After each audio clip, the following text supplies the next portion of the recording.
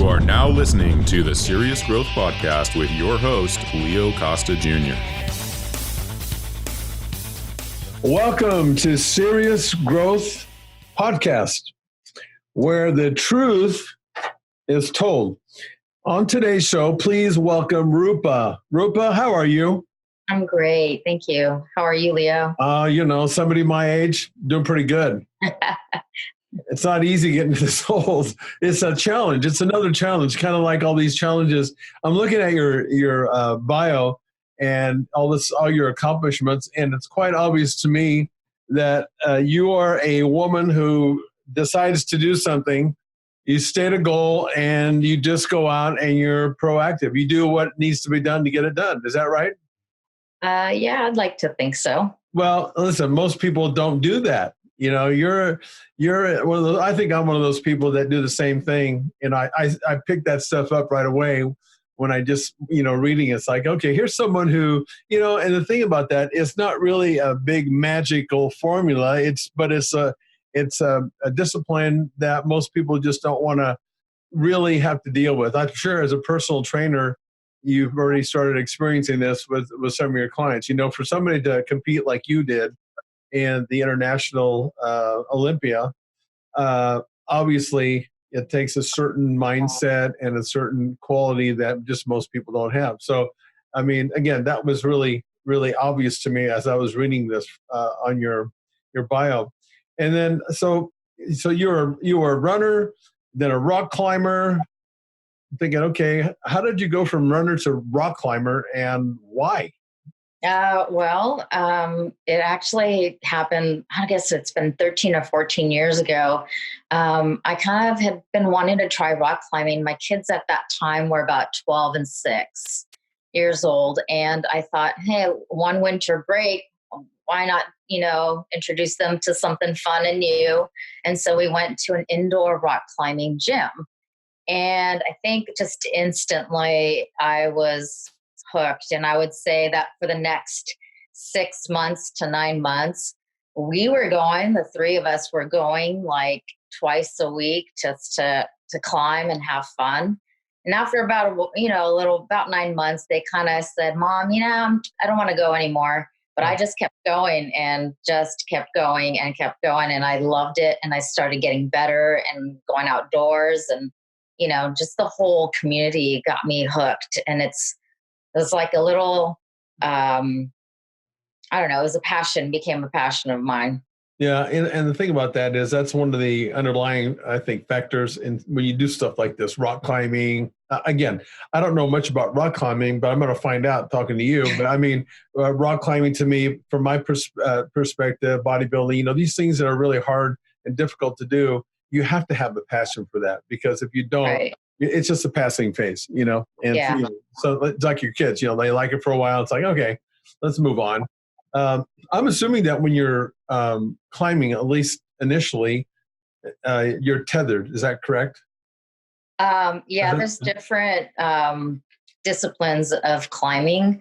There's something called bouldering, where you climb shorter boulders without a rope, but you have something underneath you like pads to soften a fall. Yeah. But then when you're climbing larger cliffs, you are you're doing what they called sport climb, where you are protecting yourself by clipping in your rope as you ascend the climb. Oh, okay. So if you clip in here and you climb above your last clip, your fall is just shortened and you're protected from hitting the ground, basically. Obviously, the clip that you're putting ahead of time, tell exactly how does that work? I mean, are you putting something into the rock in between like two rocks, or how does that work?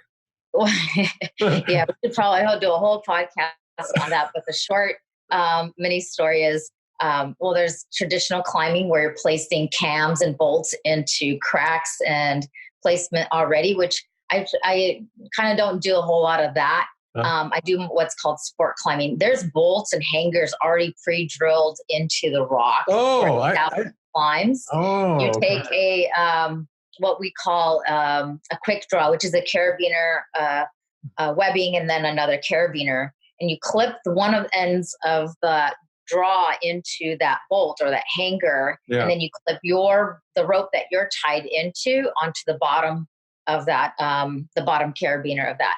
And so and the placements are about 6 feet apart usually. Yeah. When people are bolting routes directly into the rock. So I assume they do, often they check those to make sure they're all like nice and yeah, they get replaced just to make sure that the hardware is still safe. So I didn't know that was the case. I'm just thinking, okay, you go up there and you start throwing your rope up there and your fingernails and hang on and go for it. I mean, I know there's maybe some of the people that do that like that, but we'll have to go through that whole process too. Actually, wow. My husband has bolted routes before, and he's gotten me to bolt a route before. So that's been an experience. So you've done it from that side of it too, then? I have, yeah. I'm not excited to do more of it just because it was pretty hard work, but yeah. I like climbing routes. I would think that might be a good thing to do is learn it from that, that side of it. Why not? It's always good to have that experience for sure. And then you can decide whether you want to do more of it or not. Yeah. Exactly. So did you start weight training and yoga to help your rock climbing, or was it for health and well-being? Yoga came after, rock climbing was pretty hard on my body. I actually injured my shoulder. And as I was rehabbing out, my physical therapist said, try yoga. I started doing yoga, soon became a yoga instructor. And so now I am a certified yoga instructor. Weight training came just 2 years ago for me in 2017. Like you mentioned at the earlier conversation, getting old isn't easy.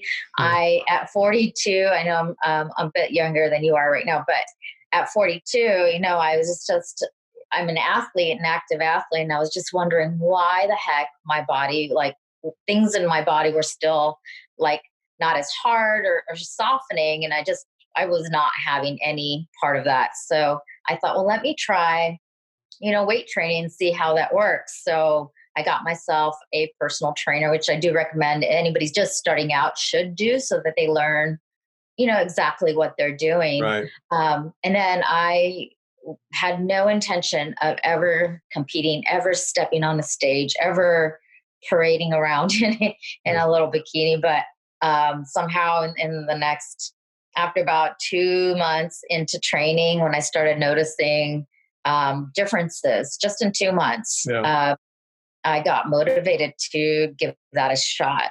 So in 16 weeks from my start of training, I stepped on stage. Yeah, that's pretty amazing. And I think some of that has to do with the fact that you were, a rock climber. I mean, you're obviously, to do that, you have to be an athlete, So stepping on and doing this, even though it's, specifically it's different, it ties into you were conditioned to a degree to begin with. So this actually is. I had a different start for sure. Yeah. Yeah. I mean, I hear backstage all the time when I'm competing in bikini comps. I hear people saying, I've lost 60 pounds. I've lost 80 pounds. I've lost 100 pounds. And that just amazes me. It's very, very impressive. Yeah. For me, I was an athlete before. And my starting point was a 19.5 body fat percentage, which was okay, which is still pretty good. And then in those 16 weeks, I actually got to cut that in half. Really? Yeah. So that's kind of where I stepped on stage. By the way, looking at you on camera, your arm and your shoulder looks amazing. Seriously, that's not the bad shoulder. Is that the bad shoulder or is that the good shoulder? No, this was a bad shoulder, but now it's good. It's all good now. Yeah. Yeah, you look really good. So you've climbed all over the world. What's your favorite climb as of today, would you say? Are there many of them? That's a good question. I mean, I guess my favorite climb is whatever I'm projecting at the moment. Yeah. Which means whatever I'm working on or goaling.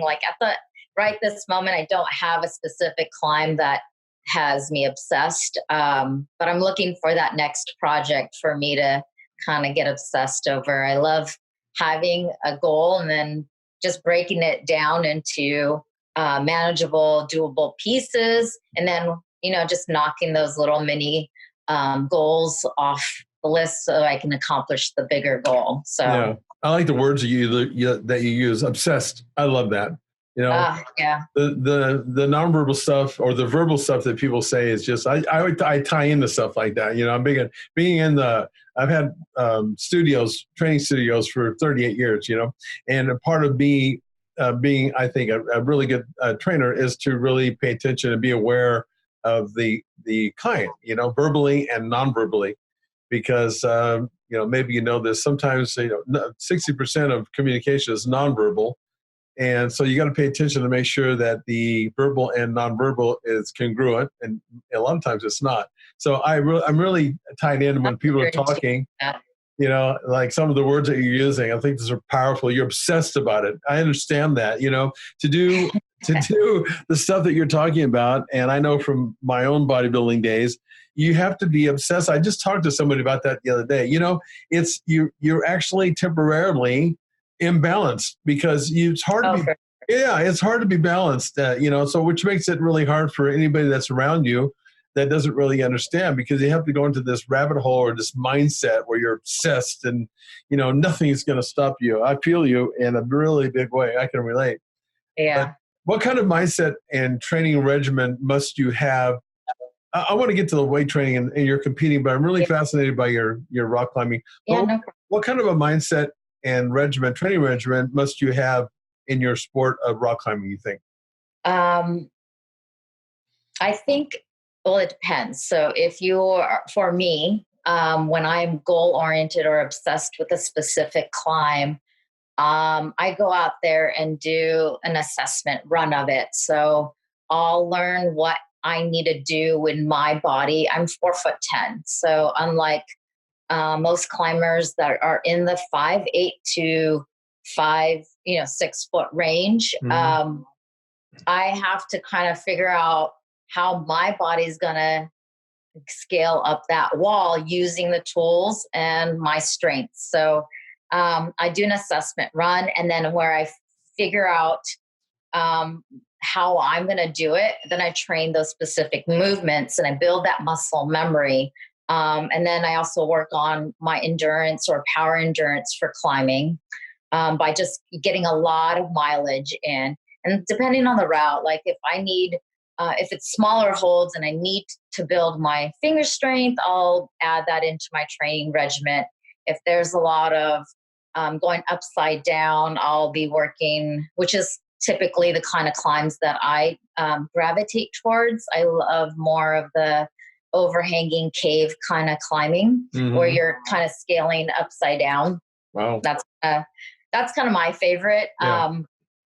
So I will train core or, different aspects of the shoulders and back to get into that. So most of the training for climbing is on the wall, making movements, learning body and technique. And then also nowadays I accompany it with the weight training aspects as well.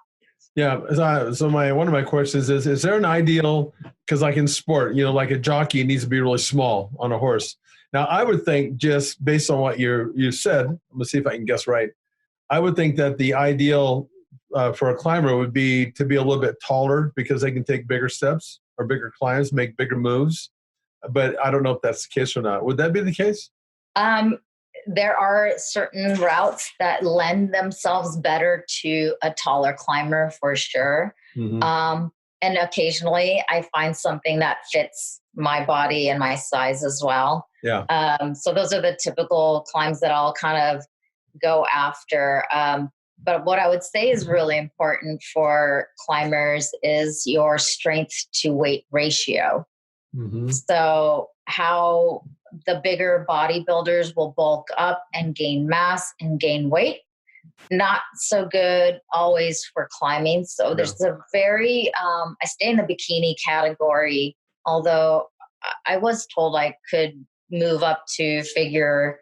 I kind of want to stay leaner. I want to not add a lot of mass to my legs, just because I think that having that kind of makes it more difficult for me to climb. For example, when I started weight training and building out my glutes, my whole balance of my body changed. Mm-hmm. So to offset that, I would have to just train a little bit more core and a little bit more back and the shoulders to offset that imbalance that I had created.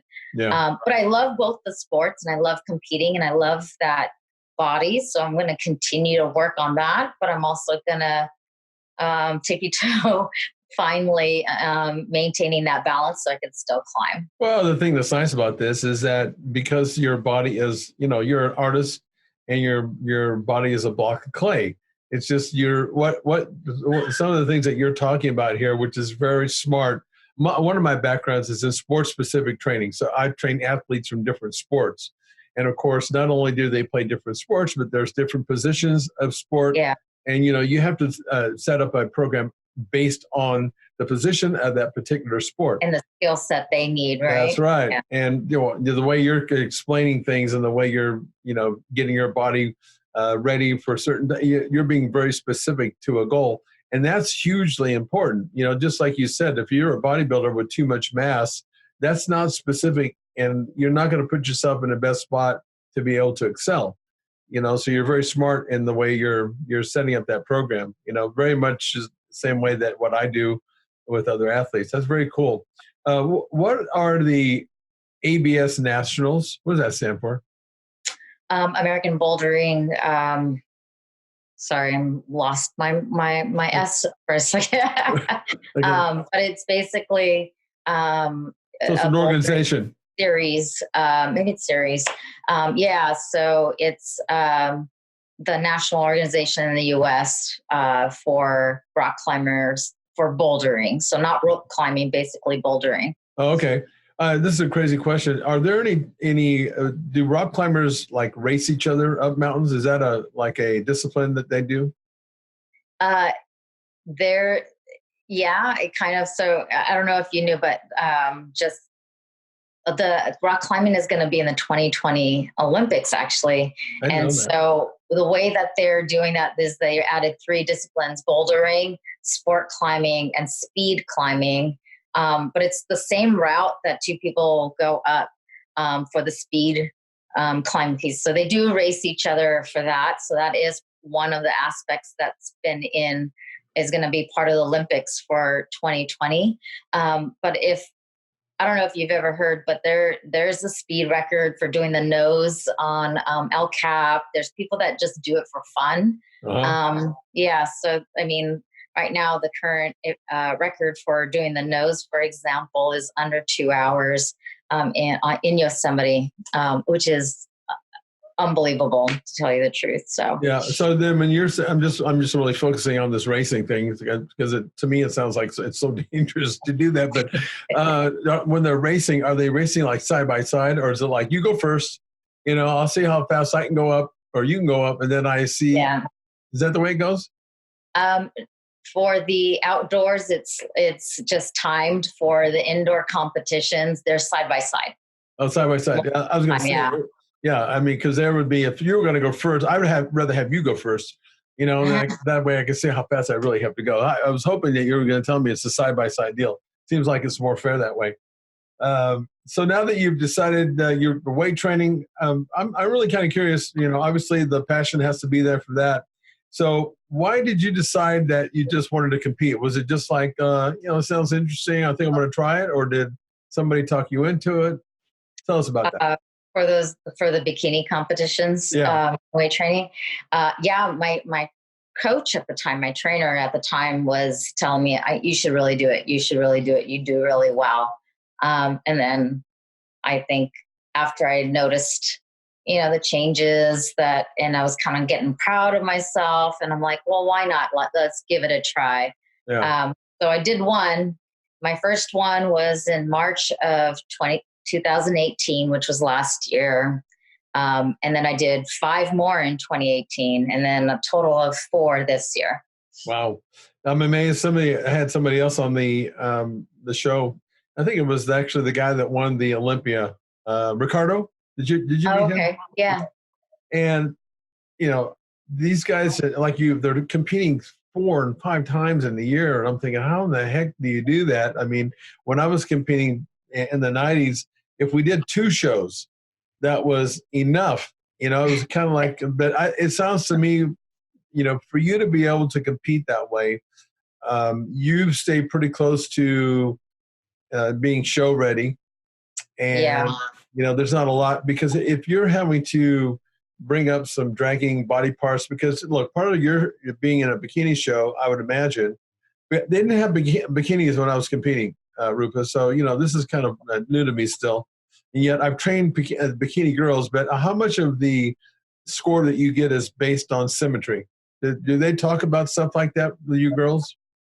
They say it's part of the criteria. I haven't actually seen, and this is one of the things that I wanted to do in 2020 is actually volunteer to test judge. Yeah. Because I think learning from that point of view would be really helpful as a competitor. They do say symmetry plays a role, but I don't know what the weight of that is. I've been fortunate to get the most symmetrical award through the INBA twice. Yeah. That really, I didn't realize that how important or how big of a deal that was at the time. But like kind of looking back, I'm like, that's because it was not one for female, one for male. It was one for all of the competitors. So that was kind of amazing. Well, and the thing about that is in that sense, you're pretty lucky, because somebody like myself, for example, I wasn't as symmetrical as what you're talking about. So I needed an off season to correct the weaknesses, and it was hard for me to compete, every other, you're competing every couple of months or something like that? Yeah. Yeah.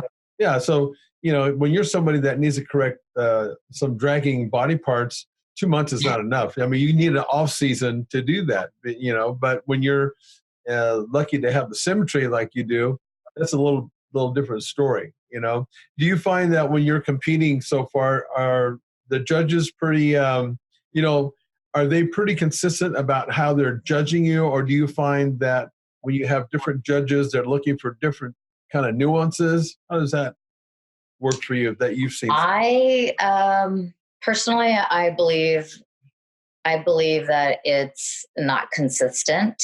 I wish it was a little bit more consistent, which is why I kind of want to do the other side of that, where I do become a test judge or maybe a judge in the future, because I'd like to see. But it all depends on what they're looking for.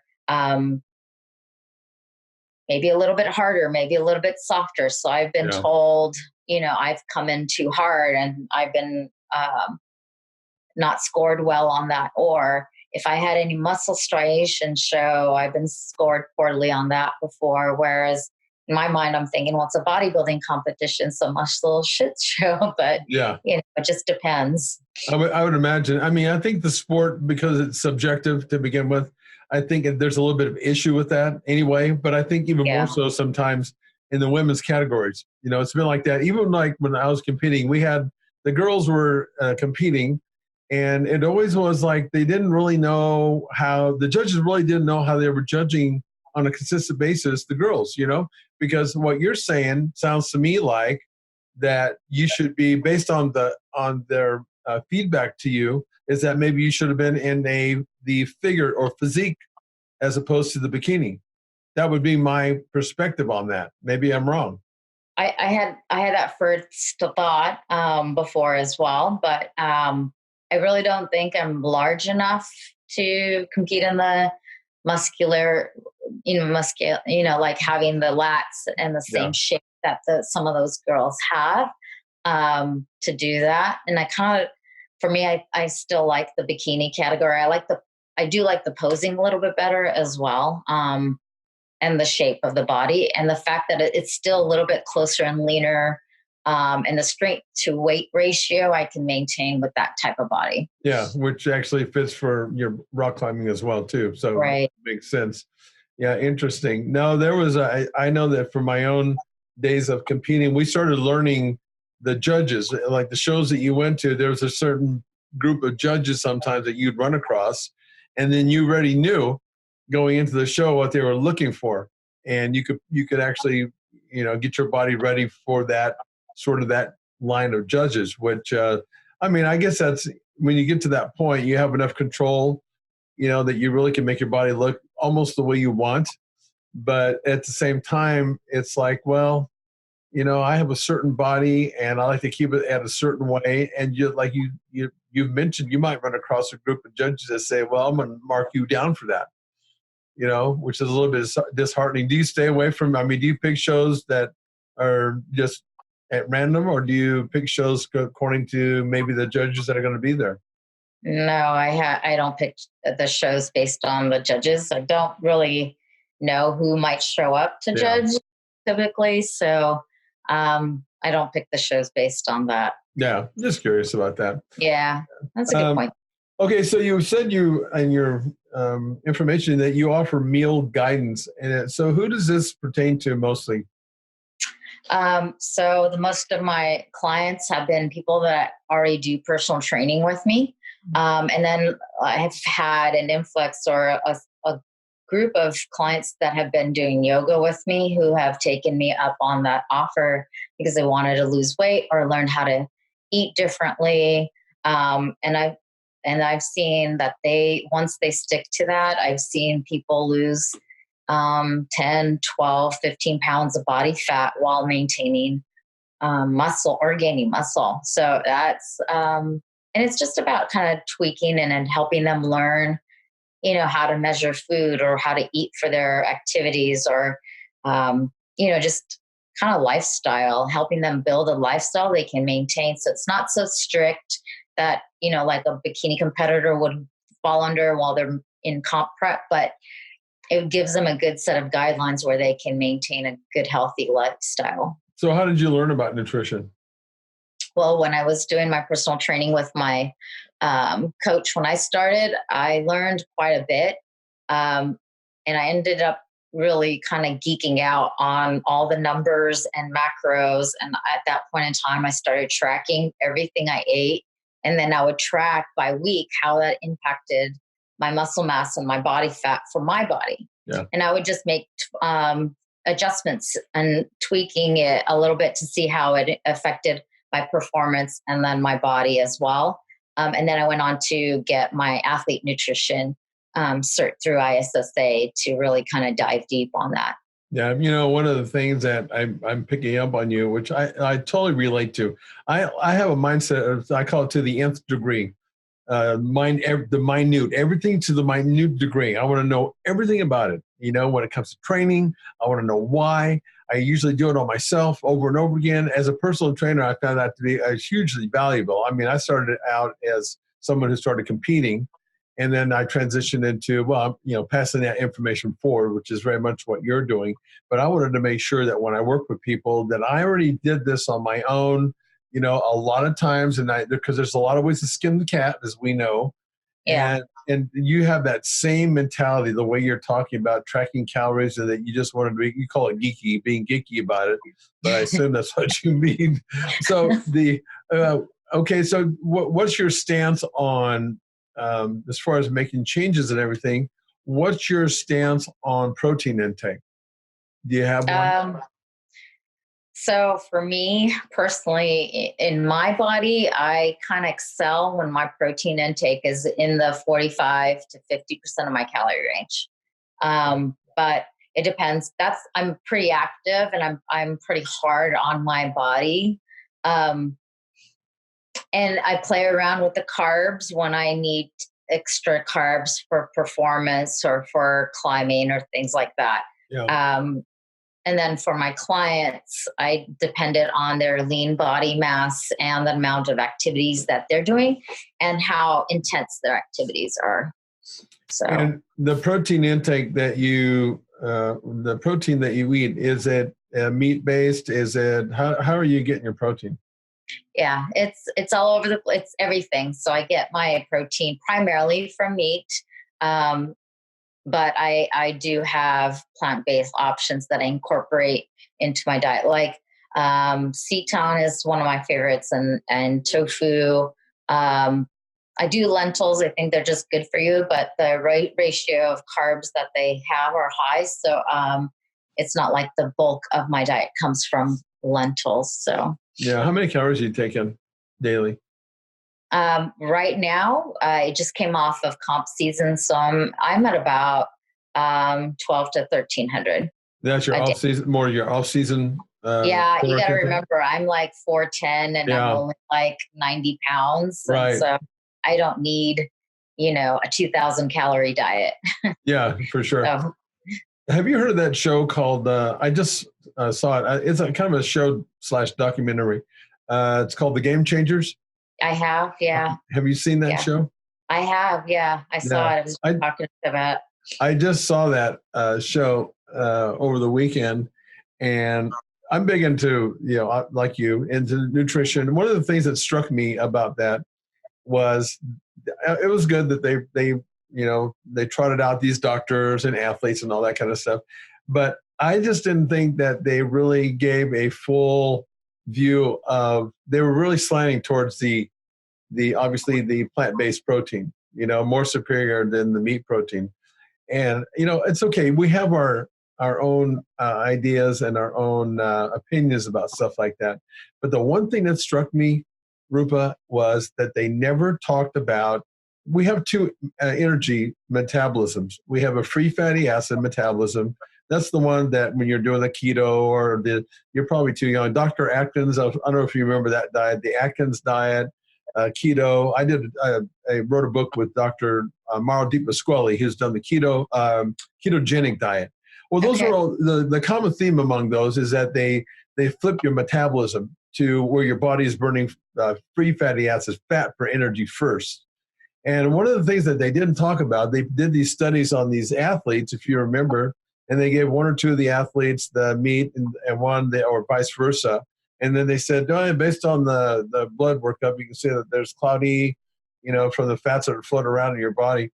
And I thought, well, that's really interesting. That makes sense to me because your body in that mode is a glucose metabolism. So it's utilizing that energy system first, So I thought, well, it would have been fairer in my mind, which I'm always questioning everything, Right. And I like to talk about that. Whether I'm right or wrong, it doesn't matter. I really want to understand that. So I thought that would have been a little more fair if they just would have said, okay, now you guys, let's go ahead and put you on a free fatty acid diet. Let's see how that looks, And so that struck me as interesting. And I wasn't sure if I thought it was a pretty good, interesting, would you call that a documentary? They called it a show or a movie, but I thought it was pretty interesting. But, and that's the problem in the industry. And this is part of the reason why I decided to come back after a 13 or 14 year layoff. Because I just, I was really heavy into this thing back in the early 90s. And then I just, I got out of it and started doing other stuff. I've always been in the industry as personal training people and that kind of stuff, but not as a bodybuilder. And so I came back after a 13-year layoff, but I started seeing some of the information that's out there. And it really started irritating me because I just feel like, and again, this is my opinion, social media, I think sometimes has actually done a disservice to the people that are reading about nutrition and exercise. And it seems to me that so many of the social media stars, I call them, that they really don't understand this on a level like you do and like I do. And I think that's a huge disservice and even dangerous to unsuspecting clients, And it kind of bothers me. And actually it does more than bother me. It irritates the hell out of me. So that's why I'm back. And when I came to that event, that's the first event I've done since the late. The Lateral Olympia was your first time back? Yeah, I've been out of it. So when I decided, I'm kind of like you, I stated a goal. It's like, okay, I'm going to get back in again. Okay, I want to go play again out there. I don't want to compete anymore. I'm done with that. Okay, I've got my fill. I know I'm not going to do that anymore. But what I want to do now is pass information forward and teach people still, because I do that at my studio. I have trainers that work the studio, but I'm still in it. I still love this stuff. And it matters to me when I see stuff that's just not right. And not that me coming back out is going to make any difference necessarily, but I got back in with the podcasting. So this is like our 21st or 22nd podcast now that we're doing, And the whole point of this was just to start talking to people like yourself because I get the sense, and I know talking to you, that you're one of the people that you're legit. Okay. I know this stuff, and you can pick up on that. If you know the information yourself, you can pick up on it when you talk to other people, whether or not they know their stuff or not, And so getting back into it, and then coming back out and to start educating people and understanding what's going on in the industry. I don't know. I just think that there needs to be more of your type of mentality that's out there to really help somebody. And it sounds like you're doing that with your people. The athletes that you're working with, are they mainly the people that are competing? Your athletes, or do you have? The mainly the people that I'm working with are just people looking to change lifestyle or get fit. Yeah. They just want to improve the quality of their life. I'm not working with anybody who's in the competition circuit, as of now, at least. So if they change their mind and they wanted to, we do it together, and it'd be figured out. So. Yeah, they've been in good hands with you, I can tell. So what's more difficult, you think, rock climbing or training for the bikini competition at that level that you're at? That's a good question. I don't know. It depends. They both have some hard times, like difficult challenges or obstacles to get through. So I'm not going to be able to choose one of those as more difficult than the other. There's an element of risk with climbing that you have to be super, very safe and just know what you're doing, and know your partner, and take some precautions. And I guess even with weight training or choosing what you use in your body or how hard you push yourself, there's always risks there for injury or whatever. But I don't know. I would say with bikini competitions, as most things, the hardest part is usually the final weeks of your diet and how you manage that. Could be a challenge. So that's the thing. That was the thing for me that was always really interesting, is that in that last week, you can do all this prep coming into that, and that last week can be a game changer as far as make or break. Crazy, huh? Your body is so finely tuned, and then you throw in a little stress, and you're all. I mean, especially when you're early on competing, but there's always that, and oh my goodness, I couldn't believe how many times that last week was make or break. I mean, your body is so finely tuned that if you take in too much salt, or depending on what you do for that last minute to really fill yourself out, and that was always the last 2 weeks. I competed on December 7th, so I had a peak week leading into December 7th, and then I had a comp on 12/14 just a few days ago. So the back-to-back peak weeks, I had never done that before, and that was challenging for sure. So which show did you come in looking better at, do you think, of those two? 12/14. Yeah, this is last Saturday. I think out of the last 2 years of competition, my best physique I brought to the 12/14 show. And what do you think that is? I just think the, I don't know, it could have been just the right circumstances, maybe the 2 peak weeks in a row. I don't know. It could have been, sometimes I just don't know what kind of impacts it.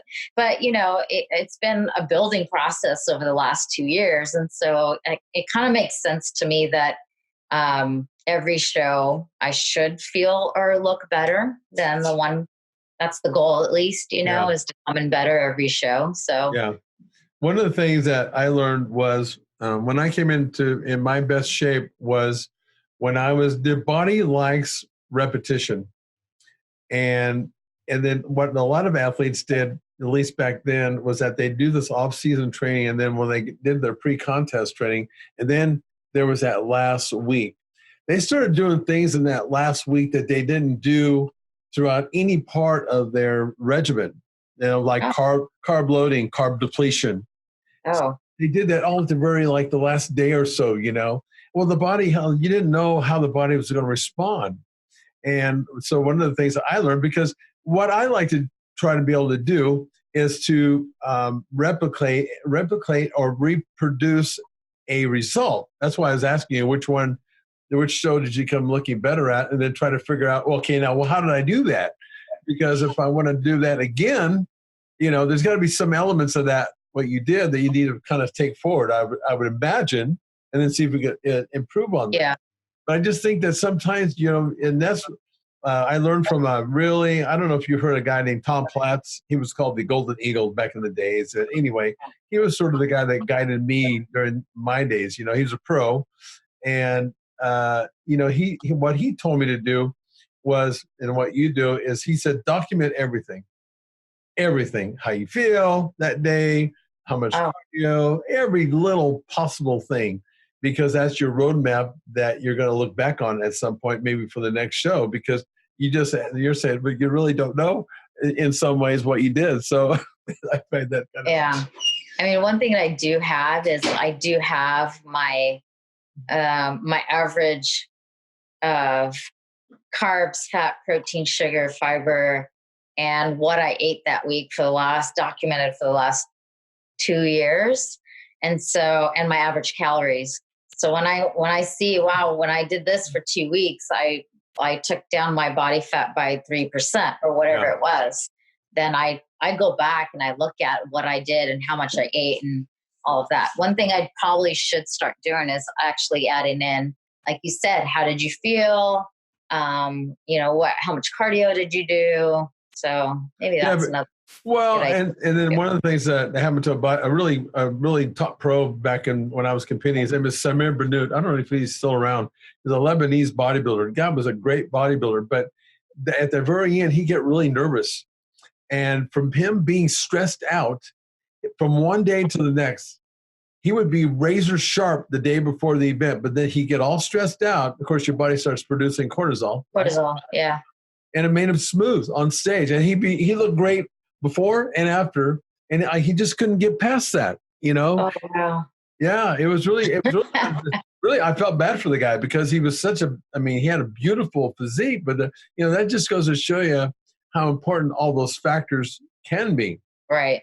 Yeah. All the reactions in your body. Yeah. It's crazy. Huh? And then I find what's really powerful and interesting is that the mindset that you have to have has to be such that you can actually control that. I mean, it's really important. It was important for me to have somebody like a Tom Platz, who had been there and done that as a pro, to help me compartmentalize that, because otherwise that stuff can kind of get away from you. Yeah. You learn with experience, obviously, as you compete. You're so young into this sport, and you've had so much success, but down the road, if you keep doing this, you're going to look back and you start figuring this thing out. And even with that being said, for you to come in looking as good as maybe you did on 12-14, it may take you a while to do that. I mean, right. I doubt it, but it could.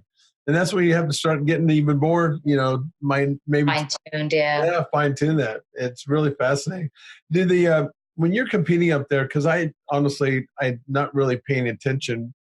When you go up there, are you guys I know you're being judged in mandatories, but do you have a segment to where you go out where they're just judging you alone? Yes, typically in most competitions, you get to come out and present your posing routine, where you're showing off your personality, your confidence, your best angles, and your physique, and your overall presentation. And then based on that, they'll pick you out of the lineup on whether you're get to do the mandatories in a side-by-side format. This year at the Natural Olympia, we did not get to do that. They did a single show format, and I think they're still reworking how they want that to work. So they actually lined all 20 plus girls up and then tried to pick out the top 5 from there. Not sure that was the best way. I do like the other way where you get to come out individually first and show your personality, your confidence, your overall package, your best angles. With the judge's eyes, you're the only one up there at the time, so they you got a captive audience where you can really just make that one-on-one eye contact and draw them in. I like that format a little bit better. And then come out and do your side-by-side comparisons with everybody else. Well, I tell you what, I totally agree with you because, what I was amazed at this, again, mind you, I haven't been at one of these shows. The last show that I did was an Arnold Classic, I think, or the other Olympia, as they call that, and back in the and so I was flabbergasted at how the competitors, they look fantastic, man, and on top of that, to be natural. I started out as a natural athlete, and for different reasons, I just made a choice in order to keep competing. Well, I went that other route, and I was just so amazed at the quality of the caliber of competition that was there. And you were in a large group of people, and I think you're 100% right. I think it's a lot more fair even if they had one or two girls coming out at a time, but not 20 of you guys, how in the world is that going to happen? I guess, I guess they're playing, it sounds like they're playing around with that to see which is the best way to go. I've already given that feedback, and they're so receptive to feedback, the organization. And so, and they totally get it. And, they're still playing around with that one show format, how to make it so that you're not also there till 1 or 2 a.m. And, that's the other thing. So some of the shows, a lot to consider. Yeah, some of the shows that I was in, it was like a nightmare. It was like a marathon. It was like, oh God, I want to compete either first at the beginning of the event because I don't want to compete at 9 o'clock at night. That's for sure. Yeah. But and a long time to hold your form. Yeah, that's exactly right. When you come out, like when you're in that format where you come out on your own? Back in my days, we had to choreograph a routine, the music. Now, did you have to choreograph a routine, or do they have a music playing in the background, and then you just come out and show your different poses? For my category, you do not have to have a routine choreographed that way to music. They play my music in the background, and you go through I think it's 45 seconds of posing, so you can show your best angles. Yeah. We used to have it was a minute and a half. That was our format. We had a minute and a half to show our stuff, and then you would do like the mandatories, and that was kind of the format back then. So I did notice that there were some categories where it seemed like the choreographed routine wasn't something that they had to do. It was just more. How did you learn? Yeah. Some of the categories do that. How did you learn? Yeah. How did you learn how to pose to be able to maximize the right angles and minimize maybe one that's not so friendly to the judges? Yeah. So, when I first started, the personal trainer that I started with was Arlene Padilla. She taught me initially how to pose, and I used that, but then I started looking up posing online. I reached out to several other competitors and coaches for posing feedback, because I just figured I'd want as much feedback as possible, because everybody has a different opinion, and maybe one of those actually resonates with me and I can incorporate different things into my own routine. So I just wanted to learn from as many people as possible. And I'm continuing to learn as well. Like even as of a few months ago, I got a new posing coach, who's the one who actually, Jennifer Mallow, who's the one who actually convinced me to do the NPC comps in December, these last two after the Olympia. Because after Olympia, I was kind of ready to have an off season and enjoy the holidays. But then I'm like, I could hang in for 3 more weeks. And so I'm glad I did. It was a lot of fun. And where did you compete at the NPC? Where was that being held? San Diego was Tournament of Champions. Oh, yeah. Test. Familiar with that. Yeah. And then this last Saturday was in LA at the Westin. It was their inaugural Masters USAs. So we had people fly in from all over the US to compete in the Masters. So it's only like there are 35 plus Masters and you're 40 plus masters for bikini, figure, and physique, men's and women's. How did you do at those events? So I competed in 40 plus. So for Tournament of the Champions for my class, I came in first place. And then for the 35 plus, that was the 40 plus. And I did the 35 plus as well. I came in third. And for the unlimited or open against all ages, I came in fifth for my class. That's fantastic. Yeah, thank you. And then and I'm 44, so I'll take it. Heck and then yeah. And then for this last weekend, I only competed in 40 plus category, and I took third. So I'm pretty pleased. I'm not saying that I'm that's the end of my career and I'm not going to strive for more, but given that it was my second NPC for the year, the competition was pretty hard. I was in my class A for my height category, which is up to 5'1". There's 12 girls alone just in my class, which is one of the larger classes as well. Yeah. So. Listen, when you're competitive, you want to win. That's just the way it is, but the truth of that, and I know this from being around the game long enough, you get in the top 5, you're way miles ahead. I mean, you're such a youngster really in the competition world with the bikini competing, but fantastic. Congratulations on that. I want to switch back now to your rock climbing again. I'm just really fascinated with that. I'm going to, based on our conversation now, I'm going to guess that because the question would be, how long does it take to train for a rock climb? And you're going to probably tell me, well, it depends on the rock climb. And so I'm assuming that, what is your longest rock climb that you do? And then like the shortest one? Because I would say in track terms, one is going to be a sprint sort of, and then one's going to be an endurance, more of endurance. So, how long does it take to get ready for these rock climbs like this? So I think the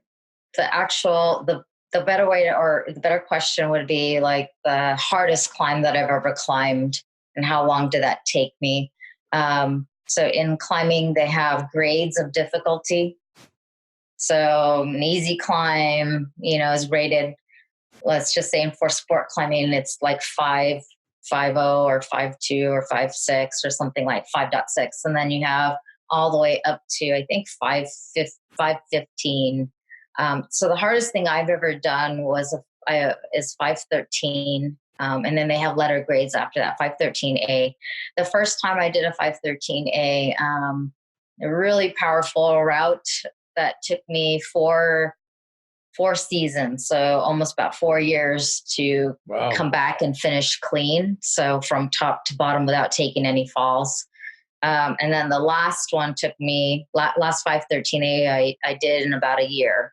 And that was in 2018 while I was doing competition prep, and I was still learning how to adjust my diet and my body for climbing and for competition. So, and at the same time, I was also still trying to do my one arm pull-up goal. So I had a lot of competing priorities at once. And so it's hard for you.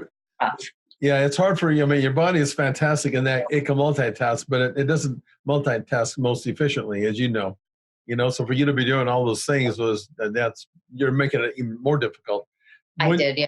Yeah. When you're climbing like that, does it take you an hour, 30 minutes, 4 hours?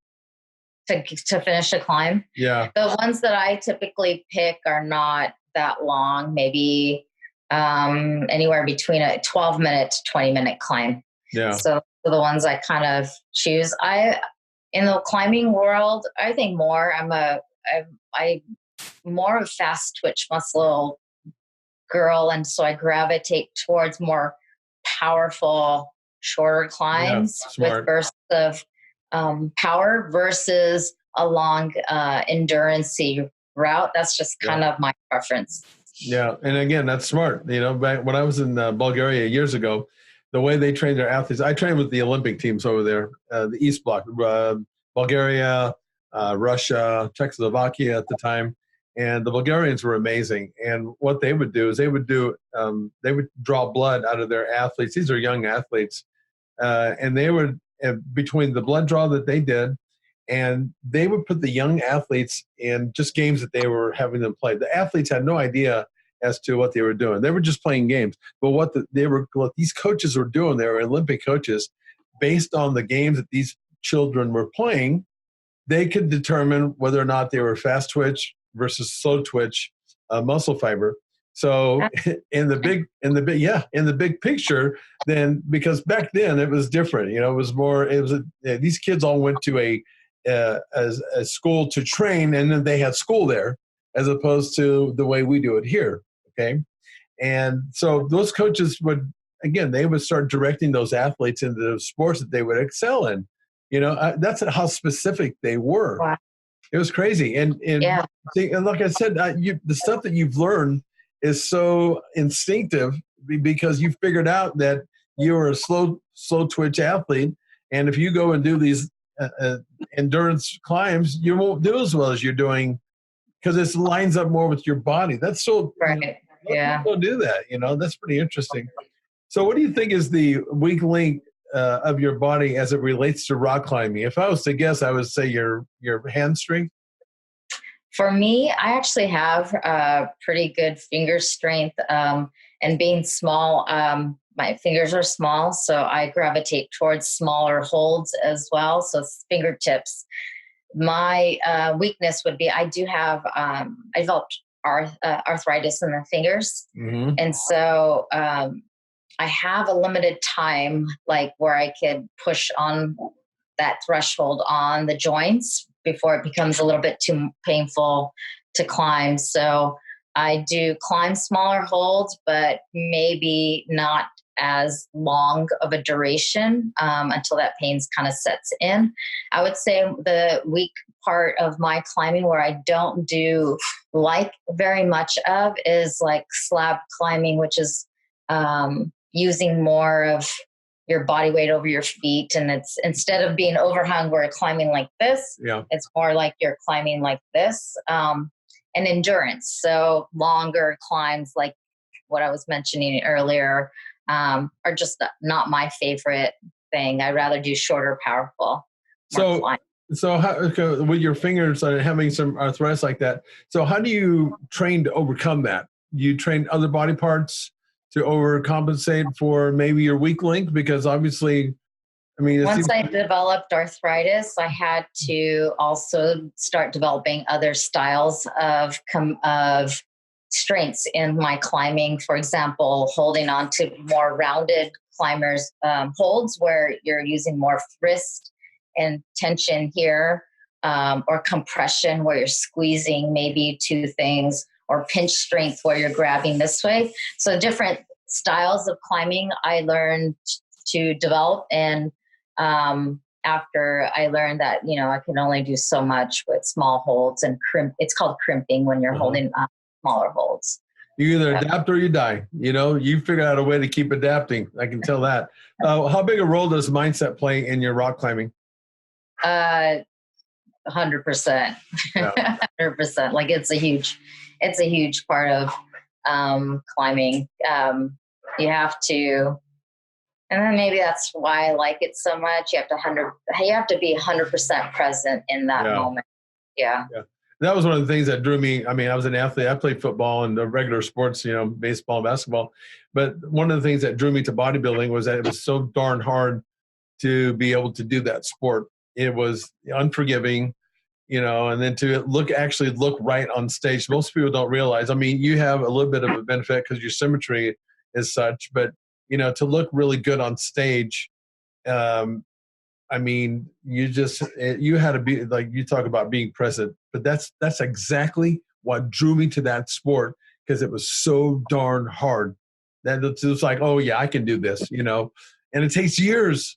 It took years for people to get up on stage at a high level, but that was part of the journey, was doing that, I loved that. And it was a big suffer fest, but I loved it. Sickened to mind, I guess. Something's wrong with me. How big a role does strength play? We're talking about power and strength, but how big a role does strength play? I think it plays a big role as well. I think it's about your strength to weight ratio and your body and the climb that you're doing. So some climbs really just lend themselves to stronger people. Some climbs lend themselves better to taller, more, stretched out people. And but strength is something that's like a staple in your, because there's a difference between strength and explosive power in athletics, and right. they're specifically different, But and then would you say that your nutrition has an impact on your performance as far as rock climbing? I didn't realize it until I started learning more about nutrition through bodybuilding. To tell you the truth, even though I was an athlete before 2 years ago, just eating, I thought I ate healthy and properly, but I never spent the time to really learn like I did now. Yeah. And it was amazing because I told you I was projecting this climb in 2018, and I was depleting myself for Natural Olympia at that time and at the same time. And I just couldn't muster all the energy that I needed to get through it. 2 weeks later, after I finished Olympia and reincorporated carbs and rebalanced my diet back out, it just went like nothing. So yeah.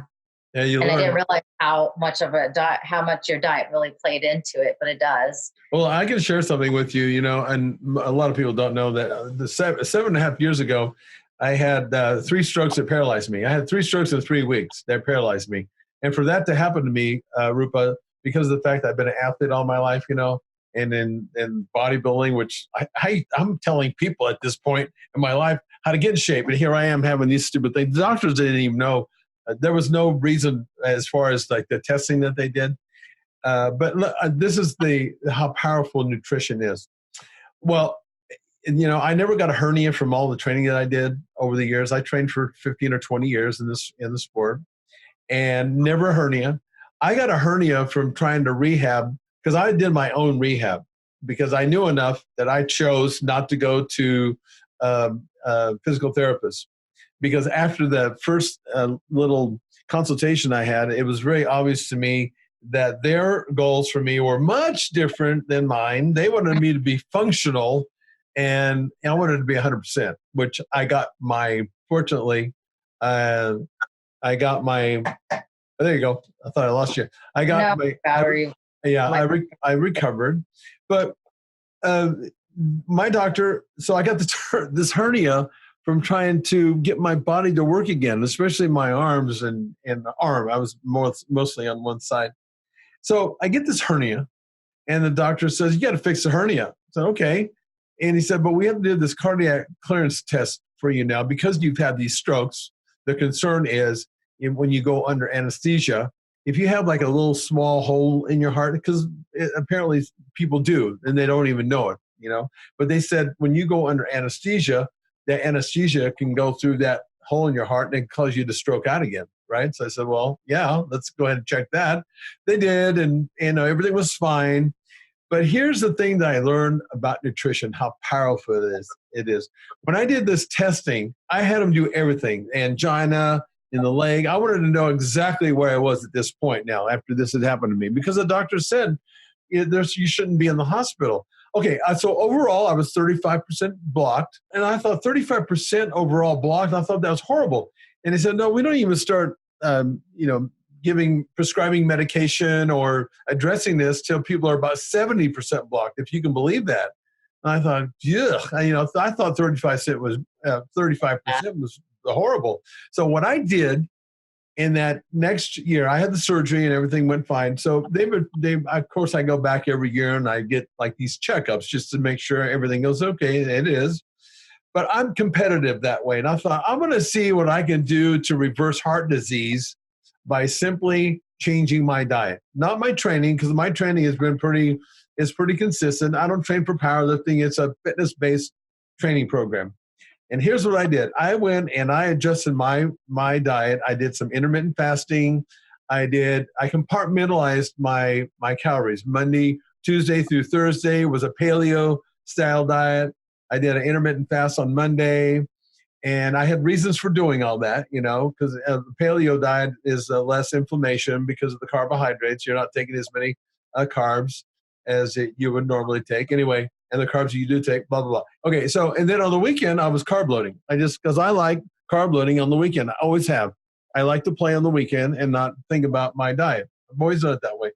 I go back a year later, and the doctors took those same tests on me, and they said, remarkably, you reversed your 35% by another, I think it was 17%. Oh, my God. Yeah, and they said, how the hell, how did you do that? And because, interestingly enough, a lot of doctors really don't understand nutrition because, less than 1% of their training is in that area. So I wasn't surprised about that. But they were just amazed because think of it this way.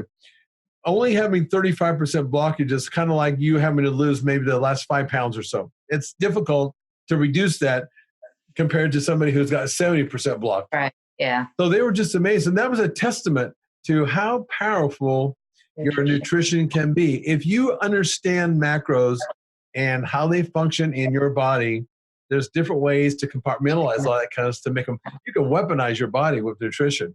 There's no doubt about that. I mean, I learned that. It was amazing.